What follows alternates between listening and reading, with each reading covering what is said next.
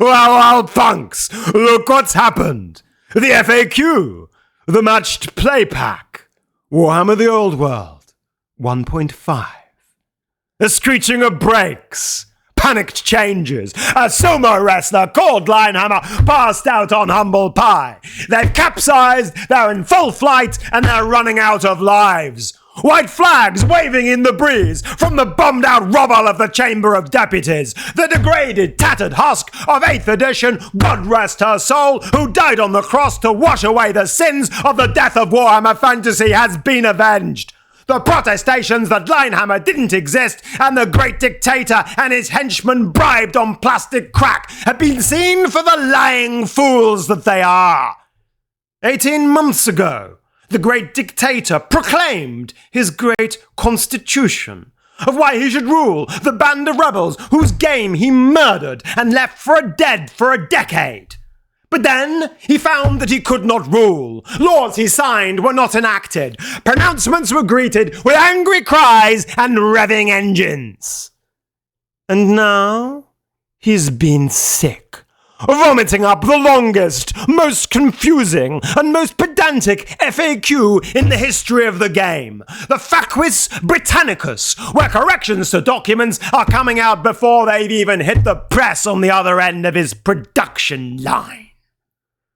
So, punks, it's panic stations in Nottingham. It's all hands to the pump, our master flailing around desperately to bail out the water to the squeaks of his subordinate yes-men apparatchiks. But let me be kind. He's showing more fight than I expected. I even shed a tear. The question is, where does this leave us? Let's have a chat, shall we?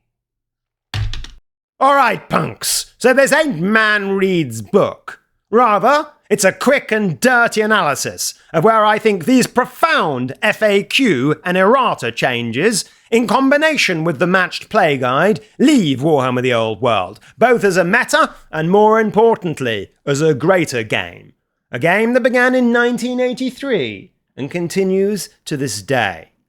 So, I'm going to comment on some of the changes individually, and then I'm going to give you some more holistic thoughts as to where this leaves Warhammer the Old World as a game, but also what it says about it as a project. So let's dive into some of the big stuff first and talk about Infantry. Now, first things first, almost all of those rumours which appeared a couple of weeks ago about these FAQs have proven to be correct, and so you can hear some of my more extended thoughts on some of them, albeit with my incomplete information, in my previous video. So let's put it all together and talk about Infantry.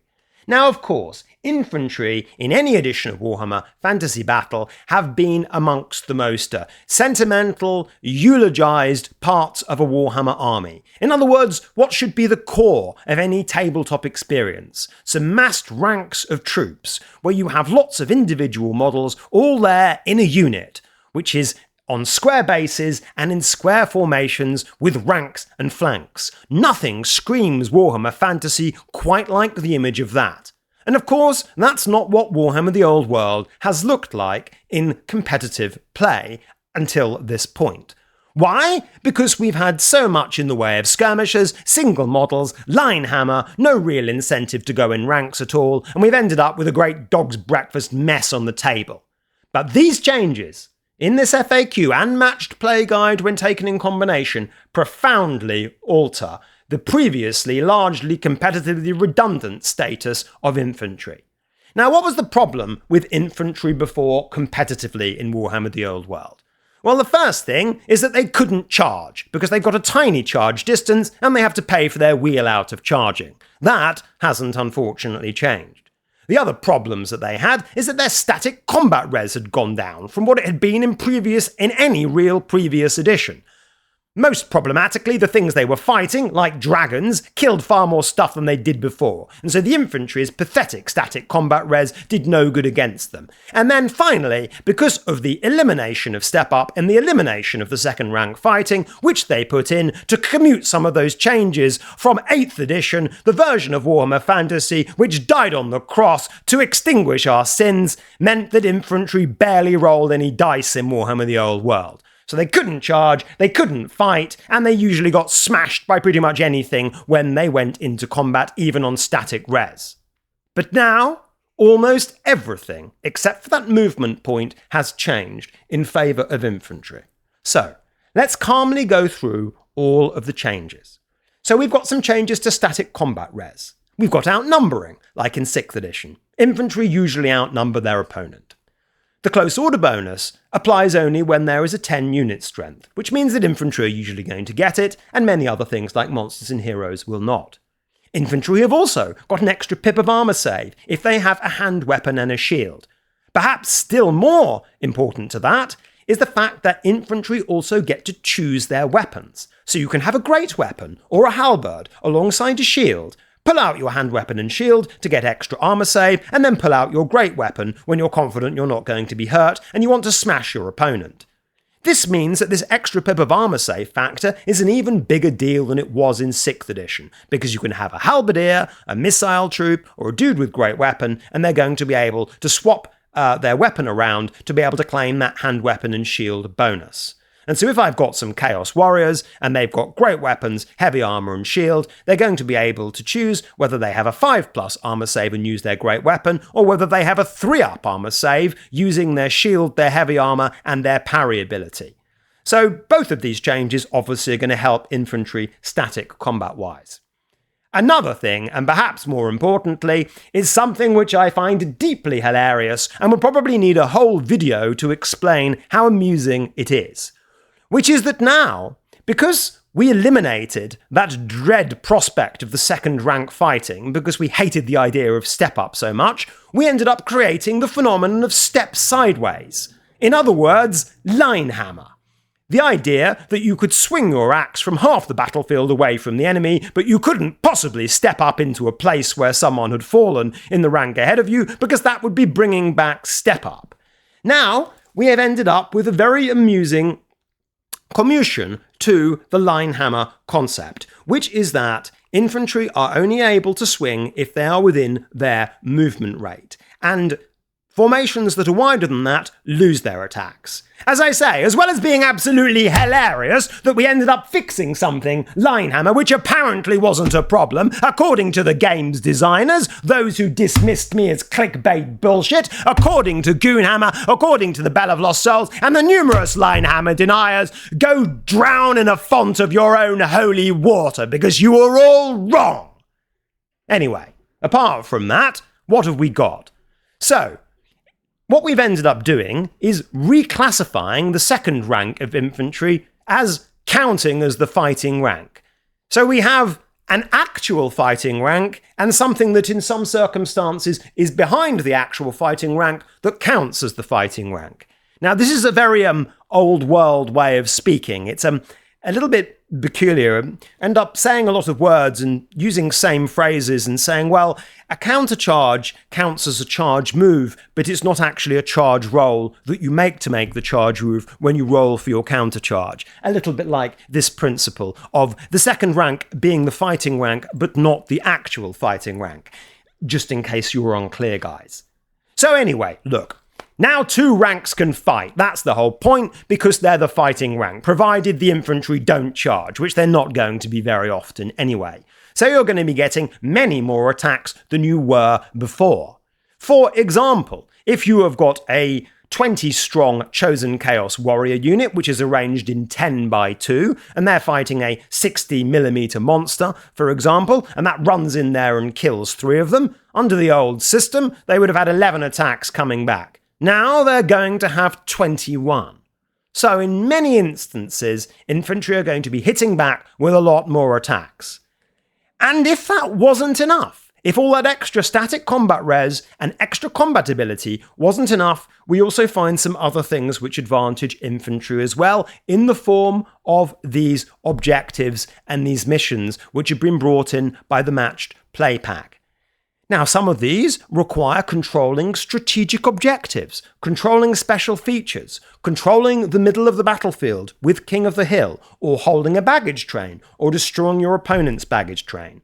All of those require unit strength to be activated, and some of them require you to be a core unit and have a unit strength of more than 10. Now, in a relative sense, of course, this advantages infantry because they tend to have higher unit strength and they're more likely to come out of core. Also, as I'll say later, many of these scenarios in the matched play pack don't actually require as much movement as you might think. Some of them have a quite strong concentration on the middle of the battlefield. And so that also means that infantry might be in a position to interact with them, unlike, for example, objectives which are right in your enemy's board edge, where realistically you're probably going to have to be capped to go after them. So what have we got here? We've got infantry with much more static combat res. We've got infantry with many more attacks. We've got infantry being probably one of the main ways you're going to be scoring objectives. And is that everything, guys?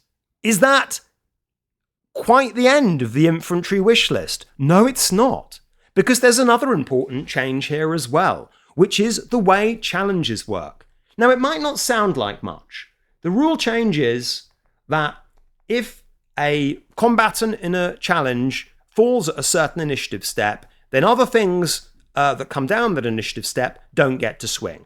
For example, if the rider of a monster kills, say, a unit champion in a challenge, then that dragon with its lower initiative doesn't get to swing and he doesn't get to use his Thunderstomp. Now that has enormous implications. Generally speaking, if you have a dragon that goes into, say, a infantry block that has a unit champion, then that rider, who's going to have 4 or 5 attacks, is probably going to do a couple of wounds on the champion. Possibly even only 1 if that champion has got a 3-up armor save, as many ranked up infantry are likely to have. Then the dragon and its Thunderstomp aren't even going to get to attack. The dragon doesn't have its close order anymore, so that dragon is probably going to have combat res 1 or 2. The infantry are going to have close order, they're going to outnumber the dragon, they're going to have at least 1 rank, and they're going to have a banner. The dragon is going to lose combat to a unit with a champion every single time, probably even if it charges them in the flank or the rear. So the dragon is not going to be able to go into combat solo with even pretty modest infantry blocks. And so that also profoundly changes the meta.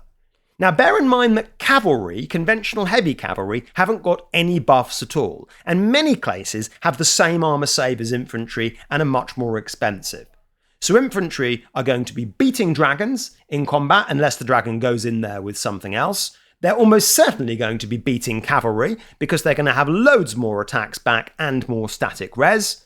And they are also going to probably have other infantry to fight more often because more players are going to bring infantry because of their utility in holding these objectives. Really, the only thing that we could have wished for to make infantry functional that we don't have here are more in the way of abilities to move them, longer charge distances, and obviously removing that paying for wheel out of your charge hangover to editions before 8th, which they decided to keep in the core rules. But quite clearly, it would be ridiculous to say, after these changes, that infantry are anything other than absolutely back. And personally, I can't wait to think about some of the possibilities for that. I'm already thinking about things like Foot Knights, Chaos Warriors, Marauders, all of these wonderful and iconic units which have had no competitive use whatsoever in Warhammer the Old World so far. So there can be no question they've really listened. The only changes to infantry, or the only real change which perhaps makes it decline a little bit, is in the matched play guide, if you use these grand melee and combined arms rules, which is what I think the competitive crowd are saying they'll use, your infantry block will be capped out at 500 points. And so the truly colossal units, like the Tomb King Phalanx, 80 skeletons, will be a thing of the past. Also because their characters of different unit types aren't going to get a look out from it as well. That also harms that. So you're not going to have absolutely mega stars. And that does slightly, I think, take some of the excesses off where we're going to be going for infantry. What I think you'll have, practically speaking, in a lot of examples, is infantry units being very, very difficult to kill and sitting in the middle of tables, getting these objectives that are actually fairly easy to get to. And a lot of the time, your maneuverable stuff like dragons and cavalry aren't even going to be engaging them. Now, this gets infantry on the table, so it must be thought of as a good thing. Will it make the game necessarily as dynamic as we want it to be overall?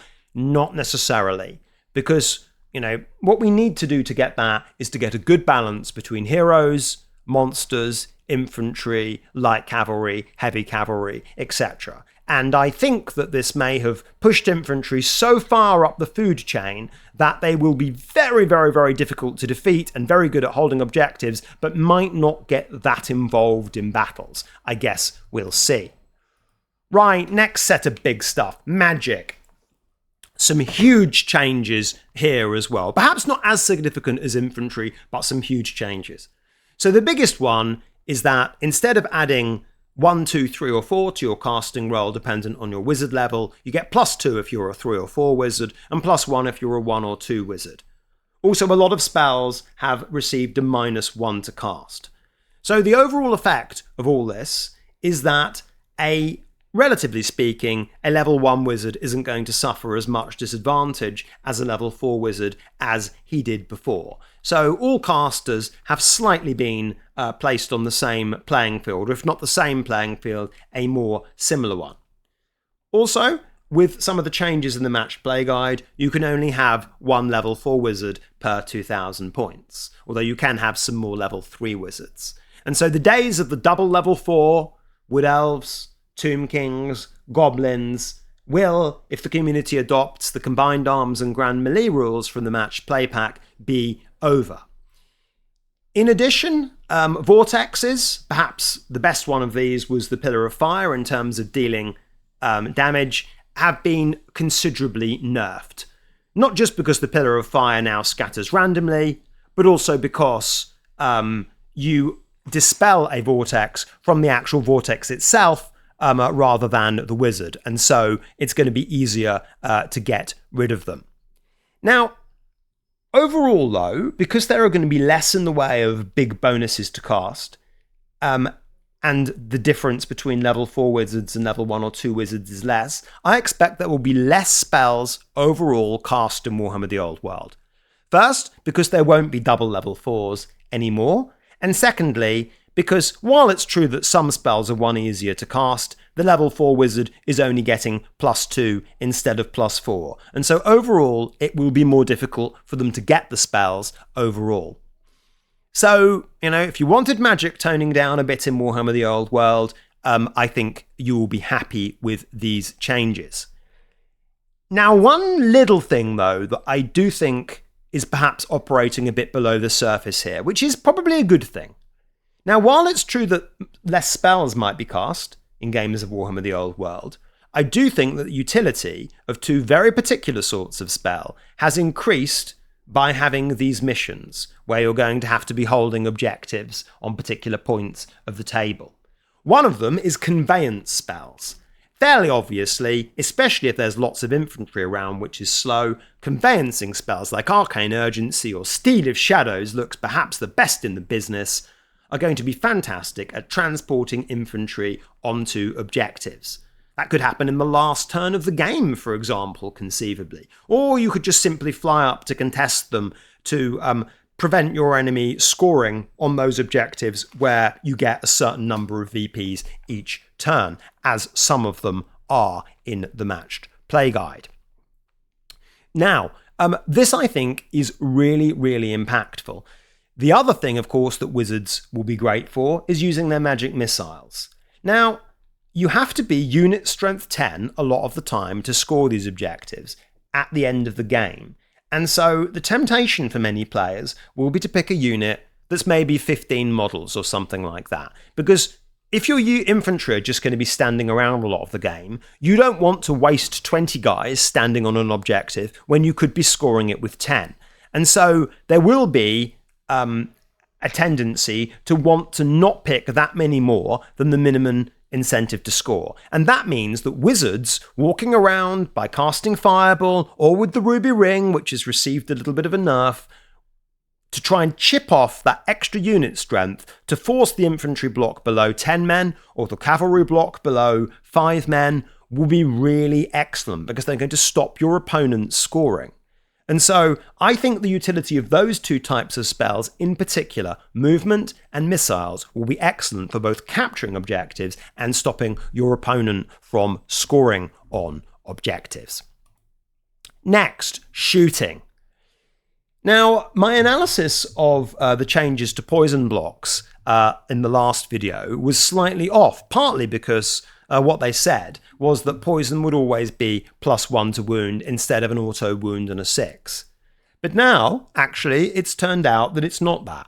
That you have to roll a 6 to hit with poison, and that's shooting and close combat attacks, I hasten to add, or one of your close combat attacks, which what it precisely says, and then you're going to have to add 2 to the wound in roll of those that score a 6 to hit. So you're going to have 2 piles of dice, those that have rolled a 6 to hit and those which have hit which haven't rolled a 6, and you're going to have to work out the wound rolls separately. A bit of a mess, as we'll come to later.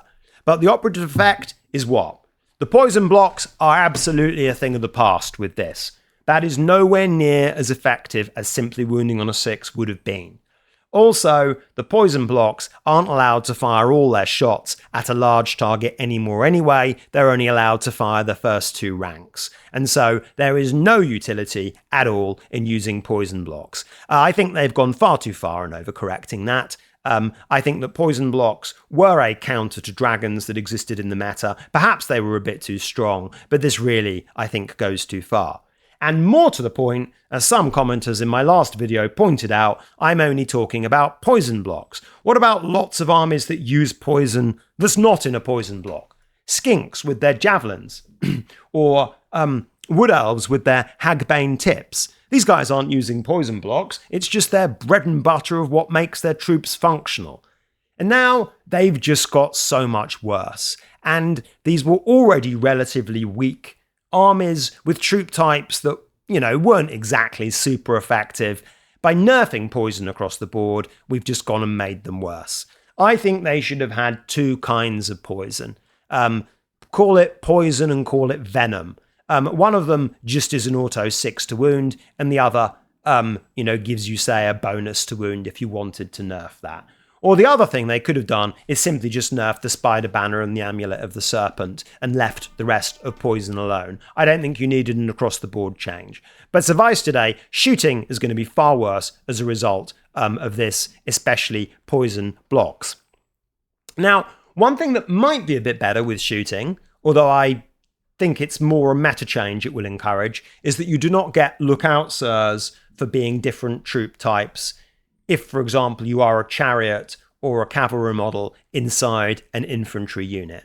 Now, I actually never thought you did get those. I just assumed you had to be the same unit type, as was the case in previous editions. But actually, apparently, you could, and now you can't. So you're not going to see those like chariots hanging around inside the Tomb King phalanx anymore, because they're going to be sniped off by cannons. And so, there you go. So I think the conclusion is small arms shooting has been made worse as a result of these changes, and War Machine's largely unaffected. Generally, I don't like the changes to shooting. I like the changes to infantry. I like the changes to magic. I don't like the changes to shooting. Next, some other big changes to the USRS, or USSR, as I appear to have incorrectly classified it. Freudian slip there, maybe, Dr. Blaxill. So, what have we got? Impetuous leadership test to charge. I talked about this in the previous video. Instead of it just being you have to charge in a 1 to 3, now you take a leadership test, and if you fail it, you have to charge. That's a big improvement. It makes impetuous troops much more usable than before. And, I can actually see, for example, maybe a role for Knights Errant, because, if I've got my Duke nearby, at least they've got leadership 9, albeit with no reroll. They are a bit more reliable. Note that the warband leadership bonus doesn't stack, and so if you have impetuous troops that have warband and low leadership, you're going to have to keep your general nearby, or they're going to be even less reliable than before, because a goblin unit with leadership 5 has got more than a 50% chance of charging, which they would have had with the old impetuous roll. Another few things. You can't use your fly move when you pursue. You can only use your ground movement. Now, that doesn't sound important, but in competitive play, it is quite important. What it means is that you can't, fly over troops that are behind you. You have to just go along the ground, which means that, for example, if you have some Pegasus Knights, they're going to hit stuff that you've got behind units that you've broken with them. And so that makes them a little bit less flexible. You've then got this really weird change that people have mentioned, the so-called double regen. And I mean, I'm sure they didn't intend this, but the way the new regen rule is written is that you take the regen test after a wound is lost. And of course, when you crumble as undead, if you lose combat by a certain amount, you used to take wounds with no saves of any kind allowed. It doesn't say no saves of any kind allowed. And so therefore, the conclusion is you get to use regen. So undead units could conceivably have an armor save, a ward save, and 2 lots of regen. You could potentially get a model with 4 different armor saving throws. And clearly this wasn't intentional, and I hope they change it soon. And certainly if you play me around my house, I'm not going to be playing that rule, because I don't think that was their intention. Although, tournaments probably still will use that, because they're quite fond of doing exactly what Games Workshop says. There is also no charge allowed if you Vanguard, and there are a couple of magic items which that has important effects on, like the banner of the Zealous Knight and other troops which have the ability to vanguard and then charge. I think Wild Riders have got that as well. And so, those troops obviously correspondingly are going to be made a bit worse. Now, some thoughts just on factions here, because I know people like to think about this in terms of who's up and who's down. So I think that you've got Chaos first and foremost. Now, the Infernal Puppet has been nerfed, only a 15-inch range, but it does work on bound spells. That is a major nerf to one of the best magic items in the game, no question. But at the same time, you are Chaos. You can put your Chaos Sorcerer in like a chariot, which makes him super tanky. He can kind of push up to get within 15. At least the short-range puppet does suit the play style of Warriors of Chaos. So I still think it's probably worth the 50-point price of admission. There are some other things that have changed too. You can have a demon mount now for an aspiring champion, which gives him a few more options, I guess, although generally I think cavalry have gone down the pan a bit.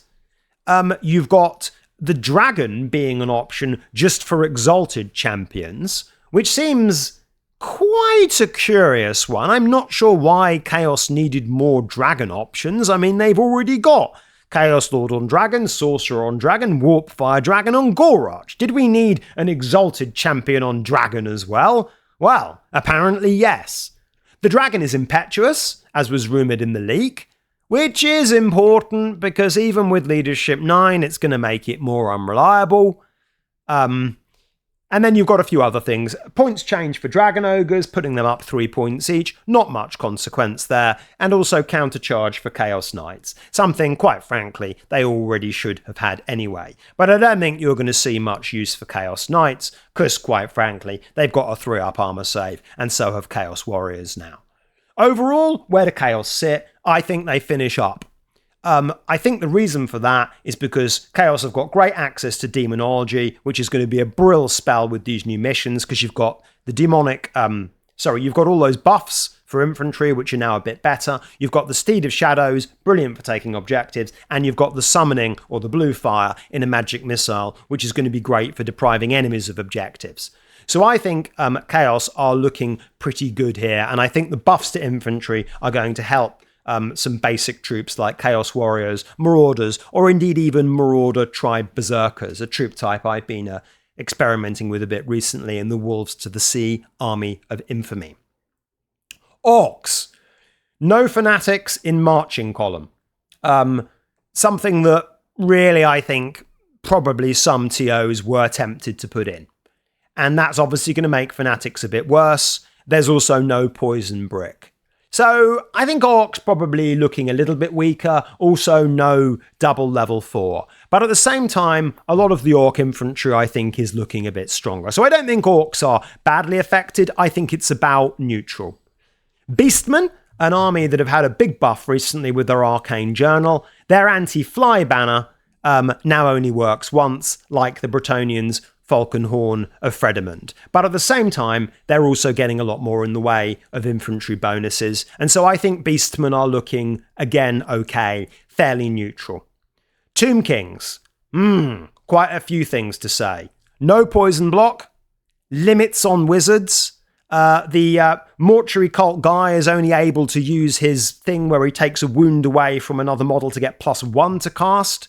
And so they've lost some shooting, they've lost some magic, but they do have this double regen thing, if that was the intention and if that isn't nerfed.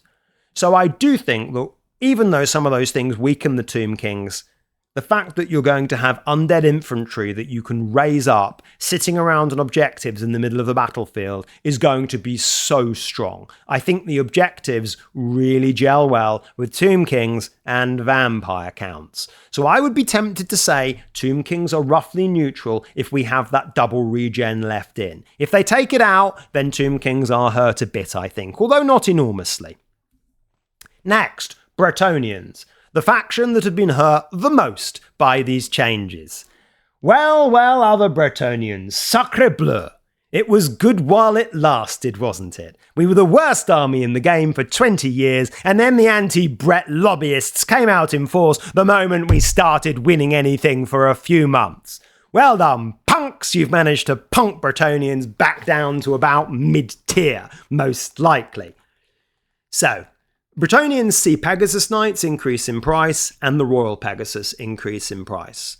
So my Metairie list that I'm about to take to Walsall this evening is about 50 points more expensive now than before. So a not insignificant change. More importantly though, 2 Bretonian crutch magic items, which both particularly help the exiles, are now a bit crap. One is the Banner of the Zealous Knight, you can't vanguard and charge, which really pushed enemies back. And the other, of course, is the Falcon Horn of Fredimund. Now, 1 use only, and even if you fail your leadership test to cast it, it still goes. No longer worth 40 points anymore, I'm afraid. I think they've gone too far with that. The Horn was overpowered, and it did need a nerf, but I don't think it should be 1 use only and you take a leadership test for it to work, and if it goes, it's wasted. At the minimum, 1 use only, and you can keep using it until it works once, or what I would have preferred would be 1 use only and it automatically works. That would probably have made it borderline selectable. As it is, it's now gone back to being largely a fluff item. So Bretonians, particularly the exiles, I think have been hurt quite a lot by these changes. There are also some little nerfs to skirmishers as well that make it a bit harder for them to charge. And if you take the rules literally, oblige them to go back into skirmish formation after combats are over, which will create a complete dog's breakfast and a mess for all this. I also think that generally core cavalry is going to be a lot weaker. You are not going to be able to charge your Knights of the Realm into any infantry, really, and expect to be able to beat them. Knights, I think, will increasingly much more just be marching column darts that you hide and then run onto objectives in competitive play. So Bretonians, I think, substantially weaker. I wouldn't be surprised if they go down to the middle of the meta as a result of these changes. Dwarves, also, I think, significantly weaker. Their infantry has just got hardier and more unchargeable, but at the same time, they've suffered 2 important nerfs. One is the Trollhammer Torpedo, going down to only Strength 5 and being cumbersome.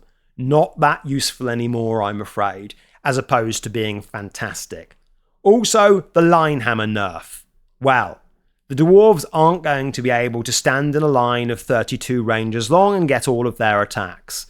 They're only going to be able to get another few extra ones because they've only got movement 3. So line hammer, still good for shooting, but really not very good for attacking. You're going to see dwarf formations now being 2 ranks deep, which is what you're going to be seeing a lot of infantry regiments because of these changes. Empire next. Good. Leadership buffs for the captain and for the general of the empire. Warband for state troops. So great news for empire and leadership. Infantry have improved in general as well. Your greatswords have even been given an extra +1 strength. So, good stuff for Empire, I think. You've lost the double level 4, which is a strategy that Empire relied on a bit, but I think overall Empire looking substantially better than before. High Elves. Oh my word, the person who wrote these FAQs was getting some internal shadow money from Alden, and no mistake. The High Elf Dragon isn't impetuous, of course, and is still allowed to take all of its stacking saves, unlike the Chaos Dragon. And so, really got away completely scot-free.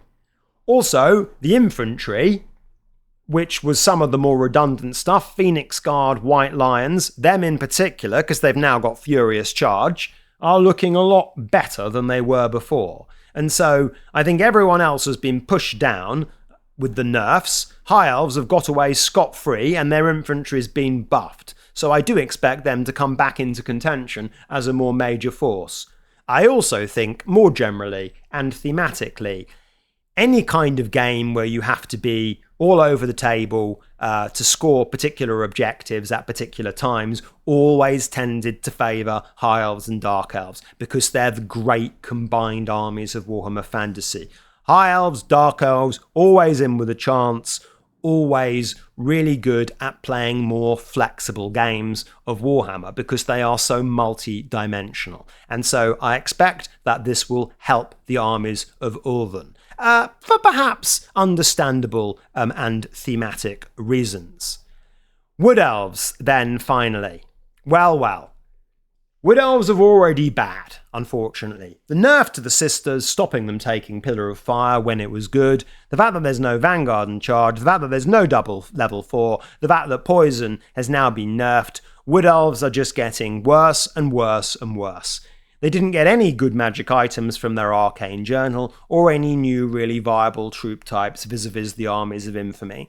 I think that of the core factions, Wood Elves are by some distance the worst in the game, and are worse indeed than some of the legacy factions. Now, regarding the legacy factions, obviously one winner from this, quite clearly, is Vampire Counts.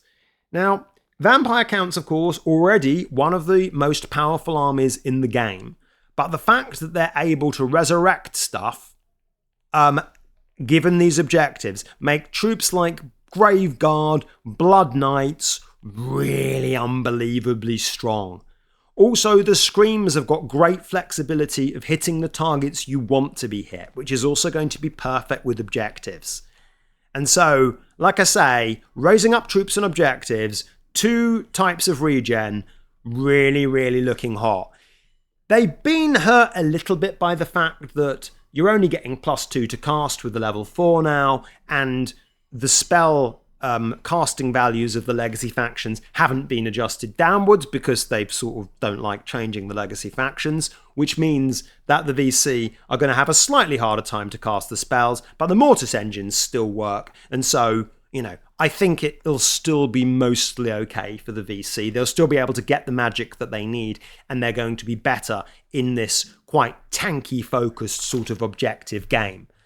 As for other armies like the Lizard Men, I think they're getting worse because of the changes to Poison. Dark Elves, they might benefit a bit from the infantry, but I think they're probably looking a little stronger. And as for Ogres and Skaven and Chaos Dwarves, I don't really know enough about how those function on the table, I'm afraid, because they've been so rare. But my expectation is that most of the buffs that infantry have got, or all of them, are for heavy infantry and regular infantry, so the Ogres aren't going to benefit from that. Chaos Dwarves might benefit a little bit from some of it, I would expect. And Skaven, also might benefit a little bit, but we're talking about, from the Skaven perspective, certainly, a quite sort of low level already. Now, last thing I'll talk about is something I've already nearly prefaced, and I apologise that this is a little bit messy, and that's this matched play pack. Now, while everyone is probably more obsessed with the FAQs, because somehow they're more exciting and they more readily change what you've been playing with, it's really the matched play pack, I think, that is the most revolutionary.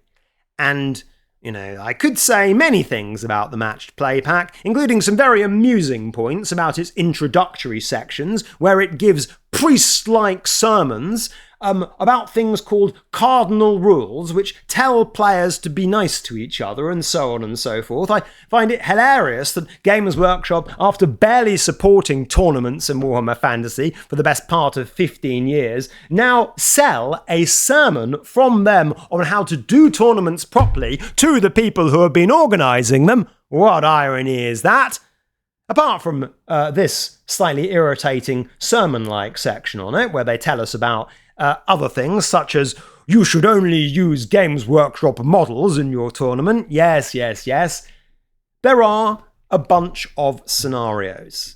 Now, there is a table which talks about how you can differentiate who wins from who loses, in the form of between 0 and 6 points, or what they call crushing defeats, resounding defeats, minor defeats, draws, and then crushing, resounding, and major victories. A scale of actually 1 to 7.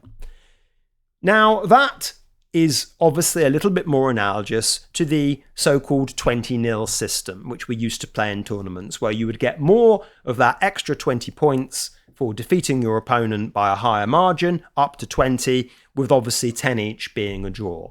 It is a pivot a bit away from the old sort of win-loss-draw dynamic, which has been more dominant in Warhammer the Old World since the beginning. And there's always been an argument between people who prefer the 20-0 system to the win-loss draw.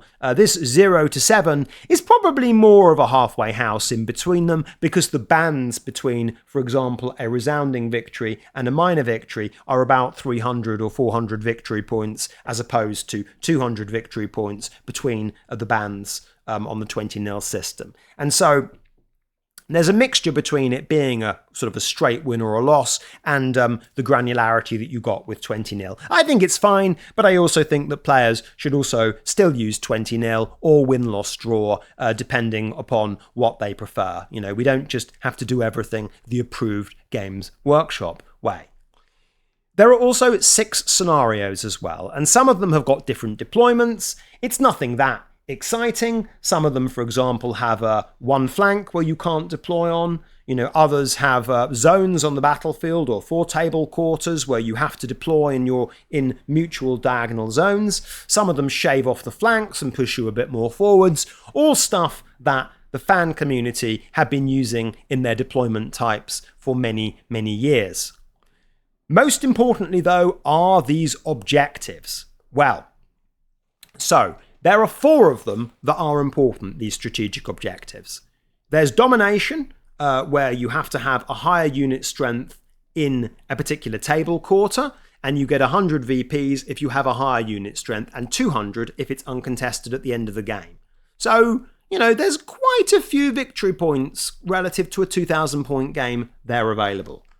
Strategic locations, which has to be a 40 by 40 marker, like, for example, a well or a little sort of wizardy thing. And in order to score from that, there are up to 2, 3, or 4 of them on the table. You have to get a unit within 6 of them that is allowed to score. And I think that's a core unit of more than 10 unit strength, although I might be wrong on that. You score 30 points per player turn for having one of these. So you've got 4 of them on the table, and each player can score up to 30 points per objective on each player turn, which is a bit of a ball ache to calculate, really. But if my maths is right, that means you could get, with 4 objectives on the table, potentially 1,140 VPs for controlling all the markers. And so that's quite a lot of VPs that, again, off the battlefield, that you don't get just by killing troops. The third one is the baggage train, which is cool and kind of thematic. You make a nice baggage train model in the same way as you can make a strategic location. So some nice modelling opportunities there for you to explore. And the baggage train, which is an 100mm by 60mm model, you get one and your opponent gets one. You have to have a unit strength of 10 to control your baggage train. And if that isn't contested, you get 100 VPs at the end of the game. So it's going to very much be a standing around infantry unit, probably behind a hill, that's going to be doing that. For your opponent's baggage train, which you need a unit strength of 5 to be able to destroy, and need to be able to move into it, and then it's destroyed at the beginning of your next turn if you're still there, you get 250 points for that. So 350 point swing available if I destroy your baggage train and I control mine.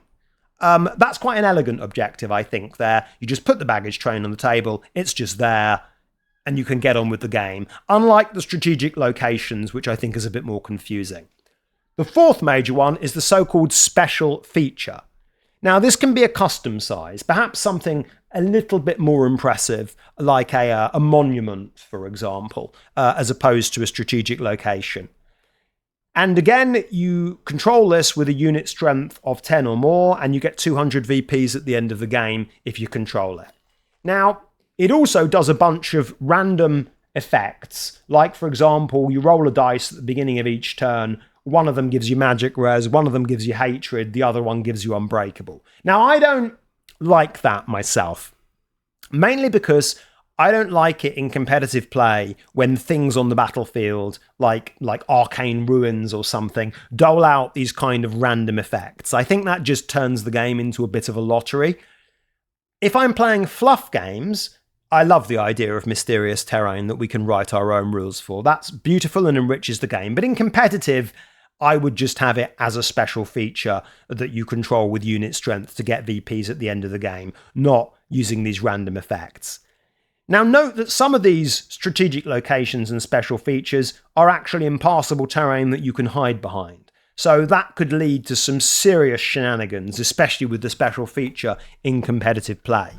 Because you could have, say, your wizard tower, and then just hide a unit behind it for the whole game. And if that unit's fast enough, it'll just be able to run around the garden kind of as infinitum. So there are these strategic locations. They are important in the game. These are 4 scenarios, rather. Alongside the deployment type, there are going to be a lot of victory points available that aren't just for killing your opponent. There are also these secondary objectives as well, which I might mention later on in this video. There are 12 of those. Some of them are, for example, killing your opponent's general in a challenge and getting some more VPs. Other ones are, for example, causing a panic test with a war machine. Others are, for example, getting VPs if you dispel something with a fated dispel. They're quite sort of arbitrary. Some of them are actually real things you could play for. Like, for example, if I'm playing my Bretonians, killing your opponent in a challenge with my Duke called Volia is a real thing I am actually quite likely to do, and I'm getting 200 VPs for doing it. But the stuff, for example, with causing a panic test with a war machine or the fated dispels, that's just really just going to be down to luck. You're not really going to be able to play with that and play for that.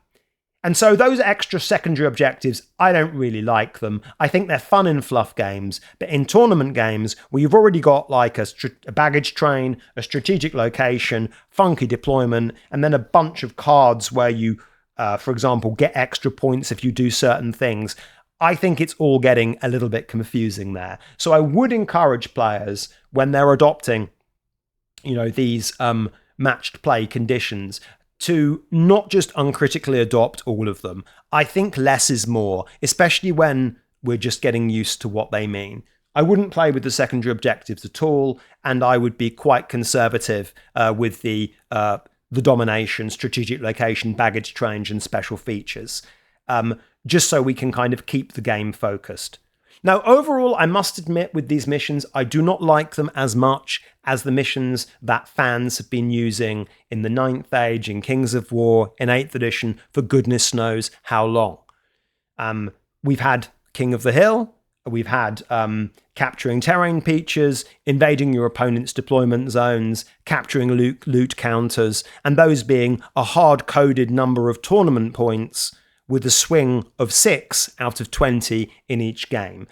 The reason I like the way they are at the moment is because I think it allows you to get on with the game, and while the objectives are very important, they don't get in the way that much of doing it. Whereas with some of these, especially like the random effects of the special feature, the calculation of up to 30 points per player turn for strategic locations, I think that they're just a little bit fiddly and require you to make calculations that just make the game a bit slower. And ultimately, if we're talking about matched play, you've also got to bear in mind something else which they don't seem to take much account of in the matched play pack, which is that you're only going to have 2.5 hours or tops 3 hours to be able to finish a game. The more complicated they make it, the more difficult it will be for players to get 6 turns in. And if you're only talking about a 4-turn game, then sometimes that doesn't feel entirely satisfying. So I do think a premium with objectives must be placed on speed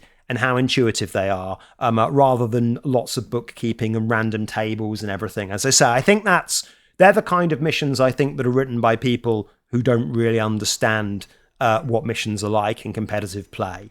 And so, I think the jury is out with these. Overall, though, look, I've gone through all these. What is the overall effect of these changes to infantry, to magic, to shooting, to some of the universal special rules, and to the matched play? I think overall they will make Warhammer the Old World a much more dynamic and better game than it was before. I think that infantry are absolutely back in. Relatively speaking, dragons and wizards have been toned down. The games will now be a lot less one-dimensional.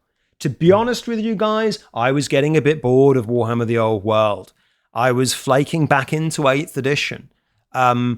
Because I tended to find every game was just the same. There were only about 4 or 5 different armies, and, with my Bretonians, it usually came down to whether I could roll a 6 or not to kill the opposition dragon, and that was a bit reductionist. But now, there are many more balls in the air. I don't think even they know where they'll land, because, as I say, I think the overall effect is quite hard to actually estimate. But one can't deny that they have listened, they have changed the game in a quite fundamental way, which is probably what was needed, to be honest, and really have jollied up the pudding, and I can really see the game being a lot more interesting for people who currently play it. Now, there is, unfortunately, a downside, I think, to these changes, and that is that they have turned the game into a dog's breakfast, which will be very difficult to learn for new players, and some of their solutions to some of their own problems that they introduced through their own folly with these rules will be very, very messy to correct when applying these changes, and are going to make a lot of Warhammer the Old World even less precise than it was before, even though the game will overall be better. And we're going to talk about that in the next section. Alright, punks, in this next section, I'm going to give you a bit more analysis when I consider some of the costs of some of these changes. In particular, that this makes Warhammer the Old World an absolute dog's breakfast of a rule set. Not least because the rules themselves are a mess, but because now the Warhammer the Old World rulebook will have to have vast numbers of post-it notes all over it that correct some of the fundamental things that they decided in the game, such as what even constitutes a fighting rank. Now, as has been pointed out by my compatriot Nuffles Silvertop Mark Murfield, one of my co-organisers of London Legend, this FAQ to Warhammer the Old World, 18 months in, is already longer than the 8th ed FAQ was after 5 years. Not only is it longer, it also contains some much more fundamental changes to the rules than ever was the case in 8th edition or in any previous editions. And as I say, some of these solutions they've come up with, while they do make the game better, are a god-forsaken mess. So, let's start with this point about the fighting rank, shall we? So, because in their wisdom, they decided to get rid of Step Up and instead tried to compensate infantry for that by having Step Sideways instead of Step Up, hence the line hammer phenomenon. They then realised that line hammer was stupid. And now they've gone and created a second fighting rank. Or, if we look at the FAQ in the Press of Battle section, it describes this fighting rank as being distinct from something called the actual fighting rank. We now have something behind the actual fighting rank, which is considered to be the fighting rank. It also defines the fighting rank as being something called a row of models, which I absolutely love, which is neither rank nor file. Wow, my word, the secrets of the Sphinx speaketh with a fourth tongue. The fighting rank is a row of models, which is not a rank or file.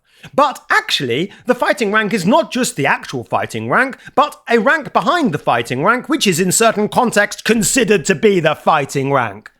Oh my god, do these people like filling in their tax returns? Wouldn't it have just been better from the very beginning to have said, you swing if you're in base to base, your second rank fights. End of. But no, we've come up with this. Now, apart from this double Dutch, consider that it is very difficult to actually be able to tell who can fight and who can't. So, take a look at this diagram that I have come up with for you here. Now, this shows a chariot in combat with a group of Chaos Marauders. Now, the chariot, of course, is 50 millimeters wide and the Chaos Marauders are on 25 millimeter bases. And the question, of course, is who can fight? So, let's say that the chariot charges them, which means that the second rank counts as the fighting rank. And let's say this chariot causes no casualties. So, how many models can the Marauders fight back with? So let's take a look. Well, to start with, you've got the 4 guys in base-to-base contact. They can all obviously fight. And now we have to measure 4 inches away, which is the Marauder's movement value, from the chariot to be able to see which of those models in the fighting rank can actually swing. Now, of course, this gets particularly anally retentive because troops' base sizes are, of course, not done in inches. A Marauder's base type is a 25mm base. And of course, there are 25.4mm in an inch because we're switching from metric to imperial measurements. So therefore, actually, 4 inches away from the corner of that chariot would not get 4 Marauders in, despite the Marauders having movement 4 and their base basically being an inch. It actually gets 5 Marauders in by an absolute fraction of an inch when the bases are perpendicular. But if you look at this diagram, you will see that question marks arise on those 2 Marauders in the second rank, which are labelled as 2. Now, the ones that are labelled as 1 are those who do, on the perpendicular, get to swing because 4 inches is more than 4x 25mm. We then have to use Pythagoras' theorem to be able to work out whether those models labelled 2 can swing or not. So, if we do our opposite and adjacent and attempt to establish the hypotenuse, we actually find that by a margin of, let me see here, 2.2mm, the Marauders on that hypotenuse are actually out of the combat swinging zone. Now, obviously, some troops are on 30mm bases, some are on 25, etc. And so really, to work out whether you can fight with those guys, especially on the corners, on the second fighting rank, you will need literally to work it out with Pythagoras' theorem to be able to judge whether they're just in or just out. So it's not even as though it's a number of bases along the perpendicular. We're having to mix and match metric and imperial and use Pythagoras' theorem every single time to be able to precisely play the game. Now look, of course, in reality, players are just going to get out their tape measure and it's going to be a question of, well, is that just in or is that just out? And if both players are playing consensually like gentlemen, there's not going to be a problem.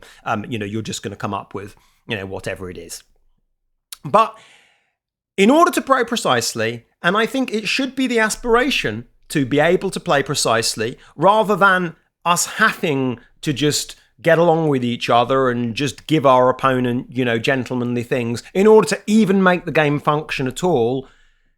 Because I don't think that that's a sensible way of creating a game. You shouldn't require people to be gentlemen to play the game. You should encourage people to play the game as gentlemen, but it should not be a requirement. Here, unless you want to literally get down with Pythagoras, you're not getting a clean and unambiguous rule set. And as I say, it throws Warhammer the Old World even further back into the past of being something that's pretty much impossible to play without gentlemanly agreements. And for many players, as I say, that's fine. They just say, Warhammer's a gentleman's game. Of course, we don't mind that. But as I say, I don't think the fact that you can play it assuming people are gentlemen is a reason for making a rule set which just isn't very good and isn't very precise. Make a precise rule set, make precision implements, and then allow players to be gentlemen, even though they could play the game in theory without being so. So other things that are just absolute dog's breakfasts here as well.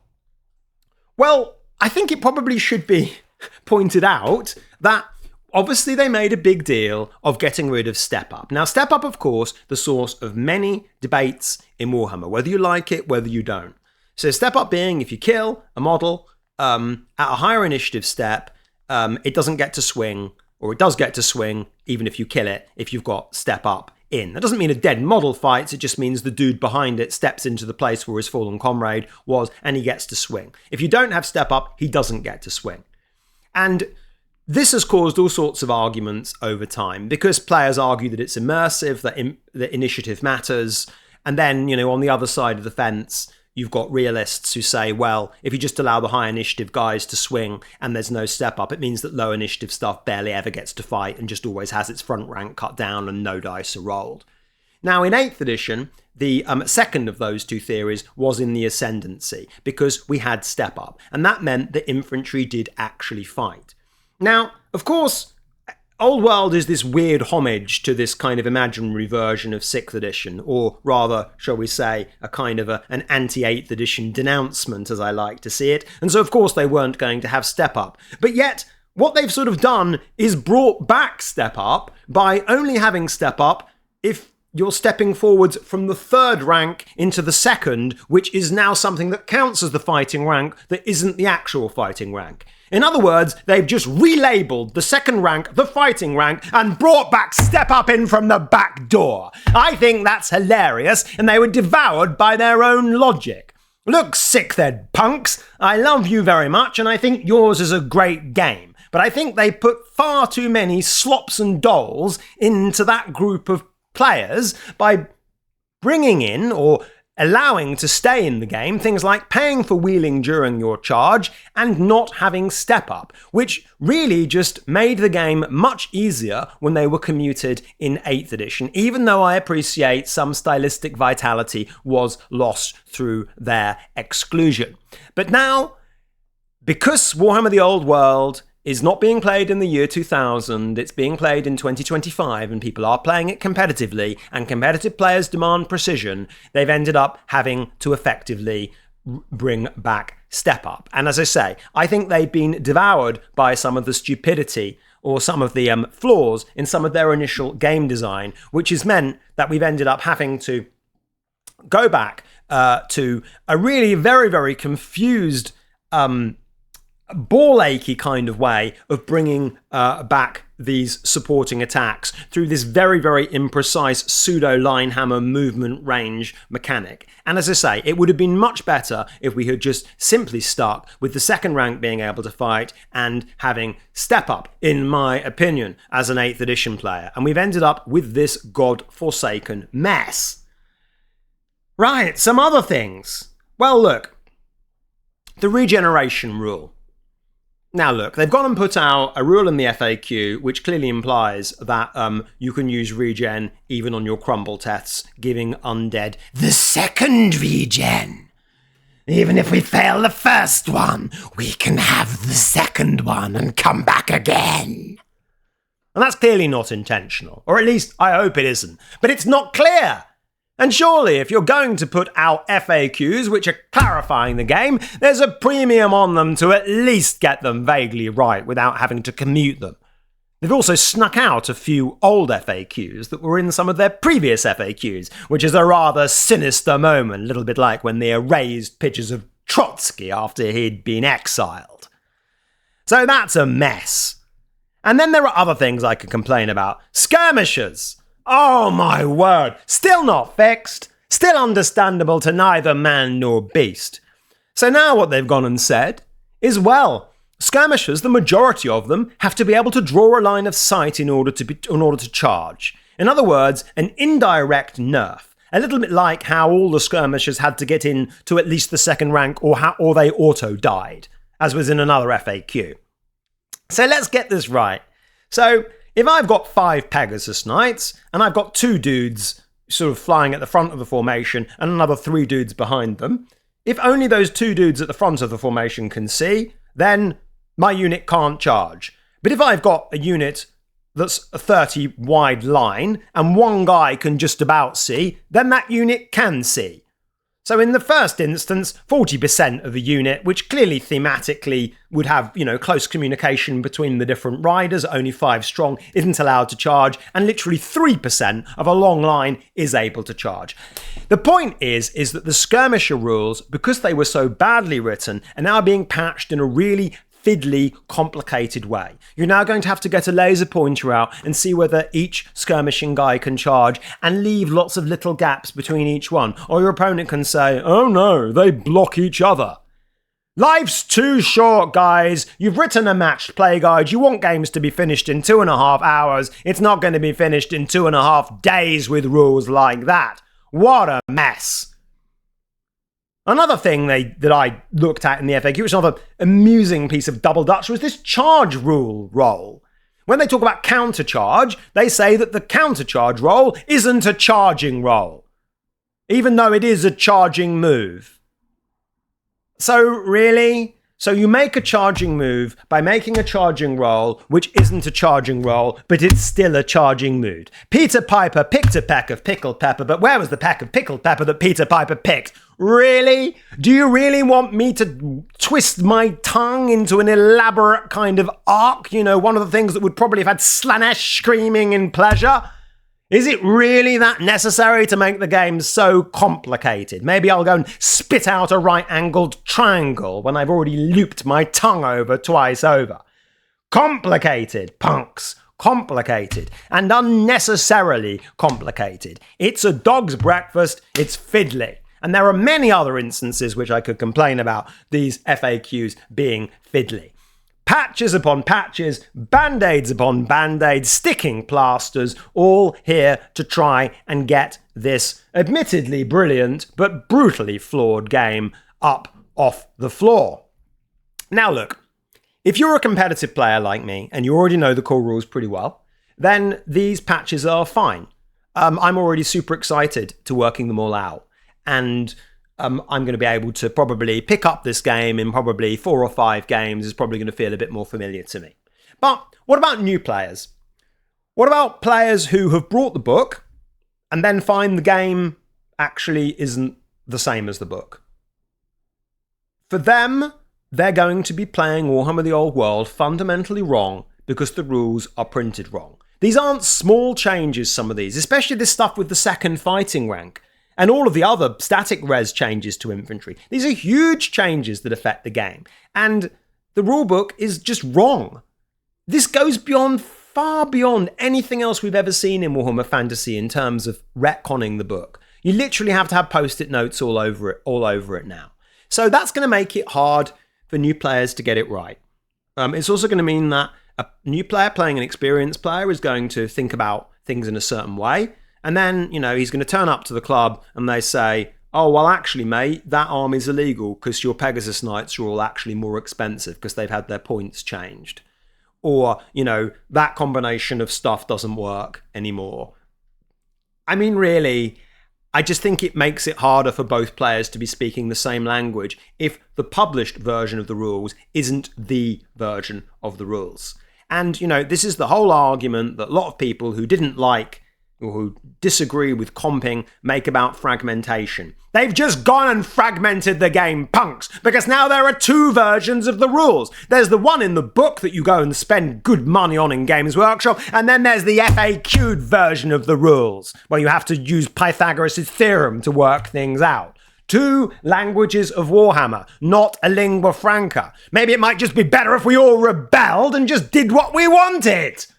You see, at that point, once there is more than one code of laws, the central authority's control begins to collapse. And that is one of the problems with doing this, even if the changes are well-intentioned. My second point of complaint, and I've always burned myself out with just that one, I'm going to take some refreshment, is whack-a-mole. Now look, you know what I'm going to say here. So they made Pegasus Knights more expensive. The Royal Pegasus got nerfed, the Banner of the Zealous Knight got nerfed, the Falconhorn got nerfed. Yeah, look, all my toys got nerfed. Boo-hoo, as I say. It was nice having Bretonians being good for a year anyway. It was more than we had got used to before. But my point is more this. If you go around with specific nerfs, you whack the pest that ate another pest that kept a pest in control in the ecosystem. And now, because that predator is gone, the other kind of pest that it ate is now going to rise to dominance. It would have been much better to have had a holistic points change across the board rather than just go whack Pegasus Knights, go whack Dragon Ogres.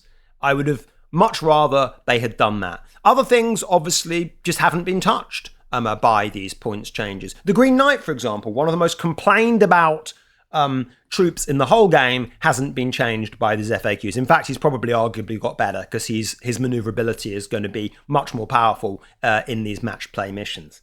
So I think they should have had a holistic patch rather than gone around with whack-a-moles and be whack one mole and then another one shoots his head off and another mole is whacked next week. Well, they didn't shoot their head off. Although the only way of dealing with a mole, as per the English rural phrase, is to blow his head off. Yes. So, other problems. Number 3, the legacy disconnect. So, while it is technically true, contrary to what I once claimed, that Games Workshop had never said anything in their FAQs about the legacy PDFs, they have said the odd thing, under duress, admittedly. There's nothing in any of these FAQs about the legacy factions specifically. So their signature spells haven't been commuted in their casting rolls, despite the fact now they're only getting +1 or +2 to cast. And of course, this all means that any changes that occur to the legacy PDFs are just knock-on consequences of what happens with everyone else. They're not going to have any tailored fixes. And so when it's true that a troop like Graveguard get better because of the changes to infantry and the objectives, that's not because they've been thinking about Graveguard. But yet at the same time, surely we do need to change the casting rolls of some of these legacy PDF spells. I wish they would update the legacy PDFs with their FAQs, at a minimum, because otherwise they're creating a great big space for Val Heffelfinger and friends to put in their Renegade Legacy Pack to bring these legacy armies up to scratch, which of course is an absolutely fantastic initiative and should command your support. And anyone who is a tournament TO, even though they can get back, to the old pleasant feeling of obeying what Games Workshop say now we've got these match play packs, should absolutely put the legacy Renegade factions in. And think about whether they're going to use all of these missions and use the secondary objectives and all the rest of it.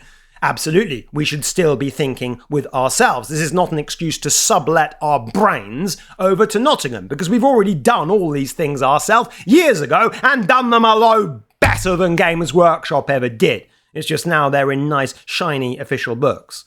Although, why do you like shiny official books? They go out of date more or less immediately. We've already errated the Beastman Arcane Journal, and it's already only been out about 5 minutes.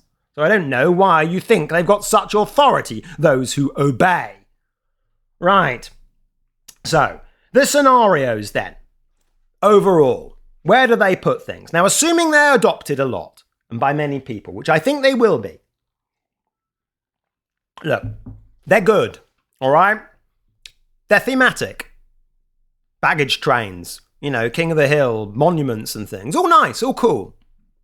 And they present modelling opportunities as well. Now many armies are going to have a little baggage train with them. You can make a Chaos baggage train. You can make a Bretonian baggage train. Sounds fun to me. love an excuse to make some things that I can, put on the table as part of my army. Also, the objectives are clearly meaningful. They are not just a bunch of smattering extra stuff. There are serious VPs that are there in these objectives, and they're going to have a big difference on who wins the game and by how much. They also bring core units, especially infantry, back into the party. All of these things are good, and all of these things are things that I think you were always going to get with missions, and those TOs who had already been using missions in Warhammer the Old World, we were already seeing the benefits of many of these things. But what's less cool? Well, I think that some of the scenarios, like the ones where you have to add up those points turn by turn and have the random effects from that special monument, are fiddly. They require calculation, computation, roles to be remembered by players, and as I say, in the context of a game which has already got way more complicated because of this FAQ and because you've put the missions in there as well, not even including the secondary objectives, it's just making the game harder to play in 2.5 or 2 3/4 hours, I'm afraid. And so I would have rather they had used the missions that we were already using in Kings of War and the Ninth Age, etc., where you just had to capture terrain features, hold the center, get some loot tokens, kill banners, etc. And while they were meaningful, they didn't slow the game down enormously. So overall, I would say that the missions are a good thing, though. I don't want to be too negative about them, but I do think that there is a cost for them, and I think they should have placed a little bit more premium on avoiding additional complexity compared to what they did previously. Now, thinking though, more broadly about all of this, I think those are really my kind of main points. We find ourselves here with a real meta refresh in Warhammer the Old World. Now there's going to be a real change of, what troop types are good, who's up, who's down. There are many, many more points of interest in this game. Really, I think it represents what I can't say is anything more than a dramatic pivot.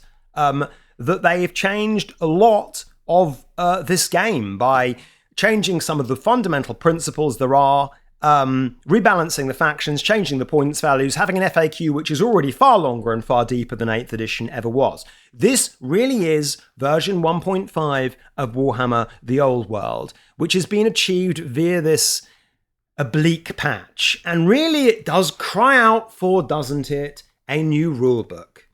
A new version of Warhammer the Old World, which I think really ought to come out quite soon. Look, I take my hat off to their ambition. They tried to bring back Warhammer Fantasy, and, they opened a box, probably naively, thinking that this would be simple, thinking that the fans would just be so happy that they would do what they said. But of course, it wasn't as simple as that, because Warhammer Fantasy is the grand old duke of wargaming. It is the most complicated, it is the most sophisticated, it is the oldest, and it is the best of any of Games Workshop's games for a reason. And it wasn't easy to create something which honoured the many great editions of Warhammer Fantasy as the past. Were these new men, despite their enthusiasm, despite their new ideas, up to that historic task? No, they weren't. And they shouldn't feel ashamed that they were not able to create something as good as their brilliant forefathers, Tuomas Pirinen, Nigel Stillman, Rick Priestley, and the old heroes of yesteryear. They've had some good ideas, but they've also tried to create a whole bunch of things that quite frankly didn't work, just seemingly for the sake of being original, where they would be much better off taking the best bits of 8th and the best bits of 6th and the best bits of Warhammer Armies Project and amalgamating those together. But they ended up creating something far, far more complicated. I think that had they been, less of a slave to an imagined pastiche of 6th edition, which in any case is nowhere near as good as 6th edition was, and had perhaps been prepared to be a little bit more omnivorous with what they were taking from older editions, I think they would have had a better job. But in the grand scheme of things, they have been prepared to change. They have done a lot of the things that I and others have been calling them to do, and we must give them credit for that. This isn't a strategic pivot.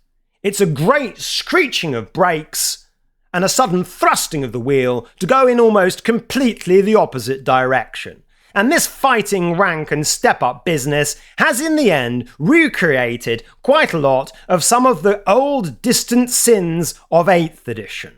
Not that they were sins at all, sins in most people's eyes.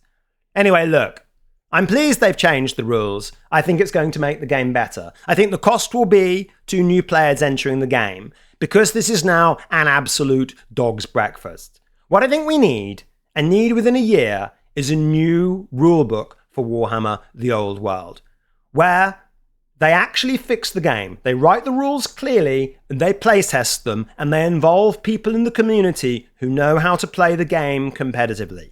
And that version of Warhammer The Old World, version 10 of Warhammer Fantasy, as we may call it, ugly sister though it may be, bandaged, patched, and scarred though it may be something that the whole community can get behind and see its beauty. Because at the end of the day, regardless of my criticisms, what has been created here with this FAQ and with this match playback is indisputably, authentically Warhammer.